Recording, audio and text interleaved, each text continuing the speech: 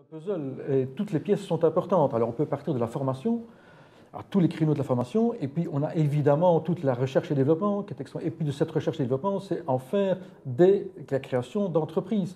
Et là, il y a beaucoup d'organismes à Liège, mais qui ont tous ces organismes ont des spécificités, oui. Et donc chacun travaille dans une chaîne de valeur pour la création d'entreprises.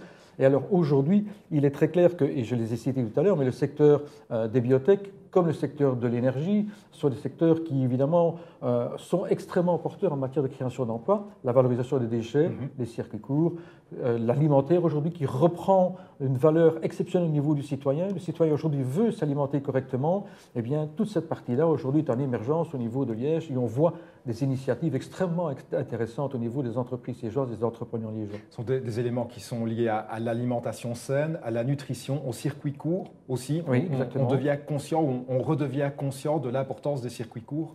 Ah, mais très clairement, et ça, on en a parlé tout à l'heure, sur l'alimentaire, c'est essentiel, mais on s'en aperçoit aussi dans différents domaines où beaucoup d'entreprises aujourd'hui sont en train de réfléchir à s'entraider pour travailler ensemble, pour collaborer ensemble et pour aussi créer des chaînes de valeur en circuit court. Alors une question encore et on conclut, question qu'on se pose peut-être sur Facebook. Votre passion à vous, concernant le développement économique, mais votre passion à vous, ce serait quoi demain ou c'est quoi? En matière de développement économique? Oui. Je pense qu'il y a un axe essentiel, c'est la reconversion des anciens sites industriels et la reconversion des territoires. La qualité de vie des citoyens est évidemment la première chose à laquelle nous devons réfléchir. Et dans cette qualité de vie, l'aménagement des territoires, la mobilité, la culture sont essentiels.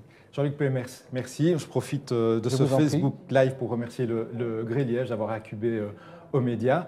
On retrouve bientôt, puisque le défi du Grès Liège, c'est la création d'emplois, c'est la création d'activités, et donc on a du pain sur la planche. Merci Dany et bonne chance aux médias. Merci. On se retrouve dans un instant. Erika Honnet-Renowat sera notre invitée. Le Facebook Live aux médias s'empare du Val-Benoît. Vous vivez cet événement avec nous. À tout de suite.